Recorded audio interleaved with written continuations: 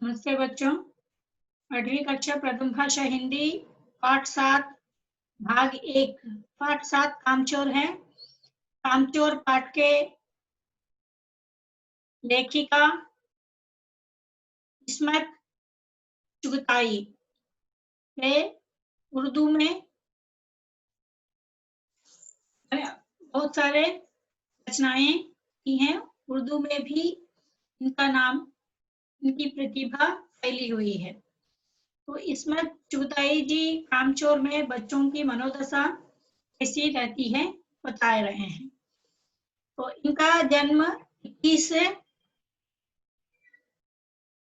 21 अगस्त 1915 और 24 अक्टूबर 1991 को मृत्यु हो गई है। भारत से उर्दू की एक लेखिका थी। उन्हें इस्मत आपा के नाम से भी जाना जाता है। वे उर्दू साहित्य की सर्वाधिक विवादास्पद और सर्व प्रमुख लेखिका थी। इन्होंने महिलाओं के सवालों को नए सिरे से उठाया।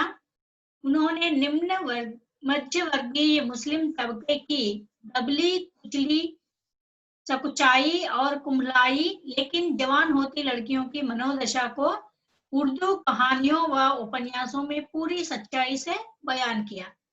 और इनकी मुख्य कृतियां कहानी संग्रह में देखें तो चोटे, टुई मुई, एक बात, अलियां, एक रात, दो हाथ दो खजी, दो जखी, शैतान आदि है। उपन्यास टेढ़ी लकीर, जिद्दी, एक खतरा एक खून, दिल की दुनिया, मासूमा, बहरूप नगर, सौदाई, जंगली कबूतर, अजीब आदमी, बांदी।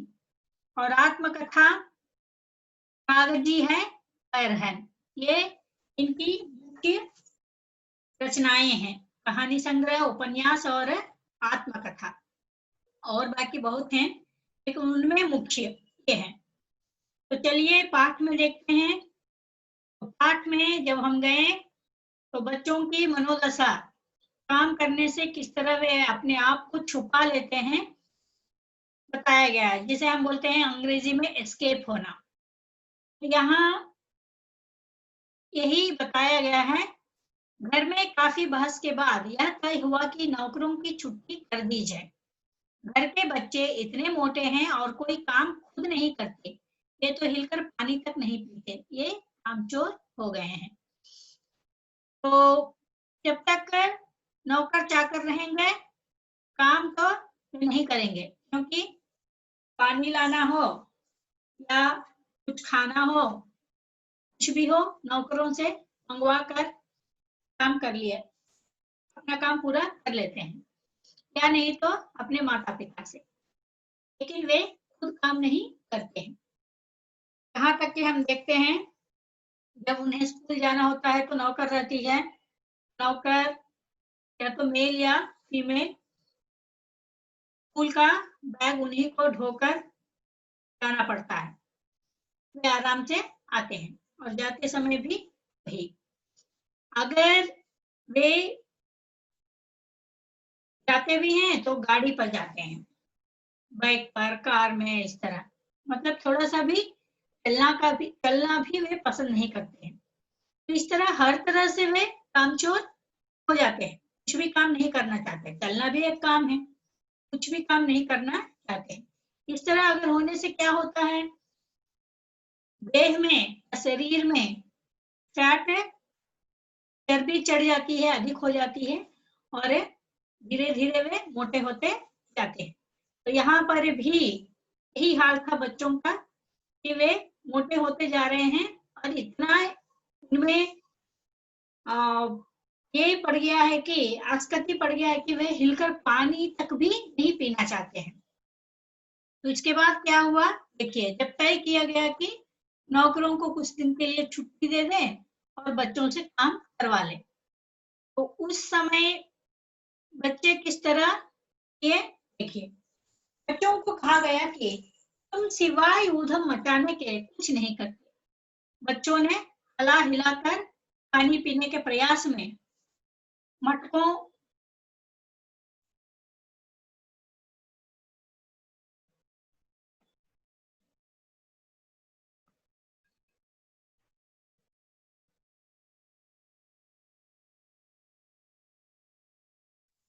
सुराहियों को इधर उधर लुढ़का दिया। बच्चों ने अपने लिए काम पूछा तो बताया गया कि दरी को साफ करो, आंगन का कूड़ा हटाओ, पेड़ों में पानी दो। तो उनको पानी पीना था। पानी के लिए वे क्या किए?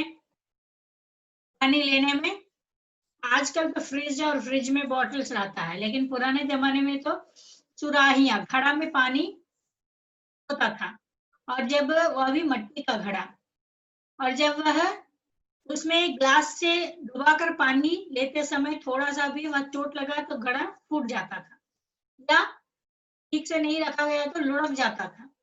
तो उस तरह एक उधम मचा दिए थे।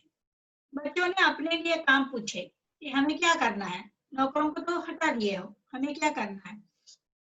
तो उसके लिए उनके घर वाले उन्हें बताएं कि पहले दरी साफ करो। दरी मतलब कारपेट, जो घर में बिछाया हुआ रहता है कारपेट, उसे साफ करने के लिए।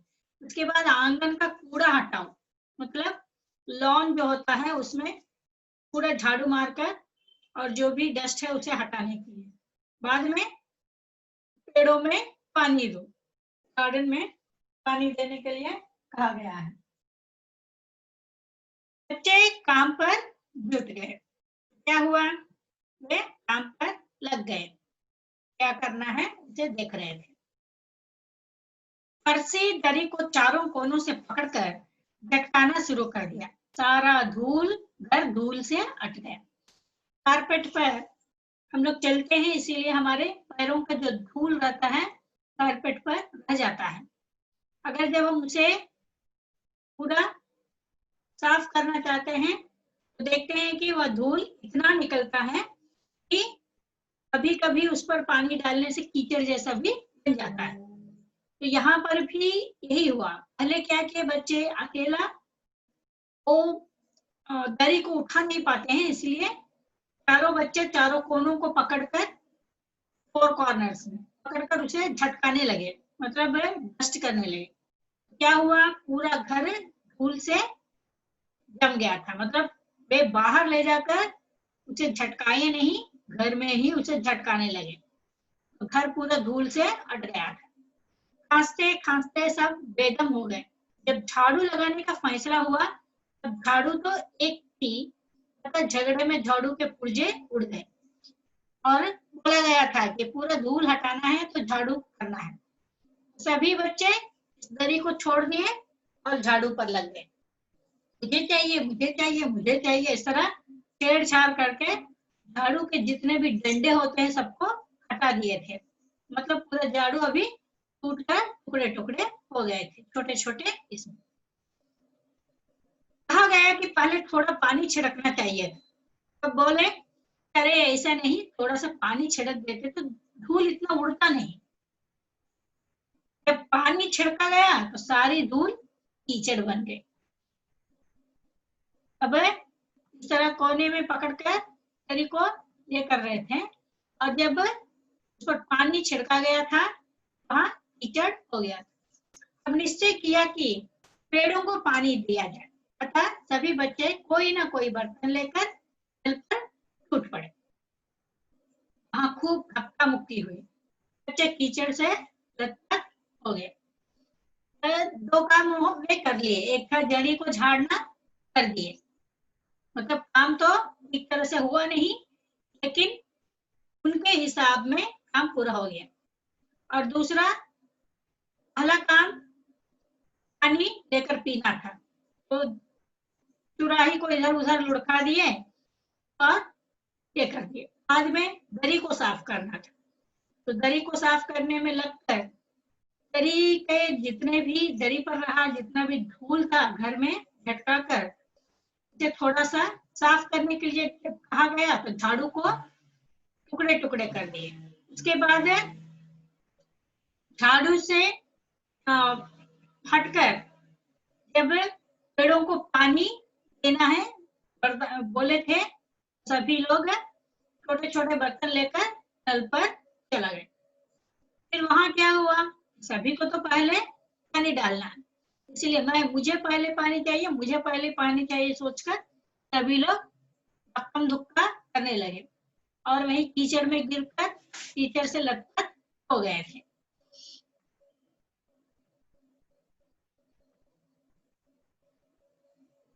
तो इस तरह कामचोर पाठ में जब हम देखें तो बच्चे झगड़े में ज्यादा आनंद ले रहे थे, ये काम करना कम और उधम मचाना ज्यादा हो गया था। यही इस कहानी में पूछा गया था कि कहानी में मोटे मोटे किस काम के हैं, इनके बारे में और क्यों कहा गया है। ये मोटा मोटा जो शब्द उपयोग किया गया है इस काम इनके बारे में था, और ऐसा क्यों कहा गया है कि ये मोटा मोटा है। उत्तर में देखिए, कहानी में मोटे मोटे घर के बच्चों के बारे में कहा गया। ऐसा इसलिए कहा गया क्योंकि वे कामचोर थे, यहाँ तक कि मिलकर पानी तक नहीं पीते थे, वे निखल्ले थे। मतलब काम करने में वे बहुत चोर जैसा थे। जिस तरह चोर छुपके छुपके भागता है, उसी तरह वे काम को देखते ही चुपके चुपके भाग जाते थे। इसीलिए ऐसे कामचोर बच्चे बैठे बैठे खाते पीते रहेंगे तो मोटे होते ही जाएंगे। इसीलिए मोटे मोटे घर के बच्चों के बारे में कहा गया है। क्यों कहा गया है?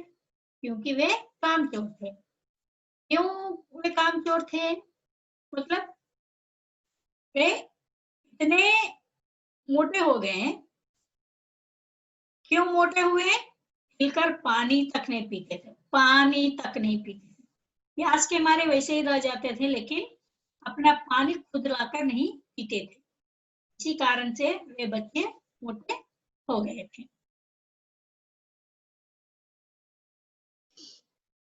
बच्चों के उधम मचाने के कारण घर की क्या दुर्दशा हुई। तो बच्चों से पूछा गया था कि नौकर को कुछ दिनों के लिए छुट्टी दिया जा रहा है और आप लोगों को काम करना है।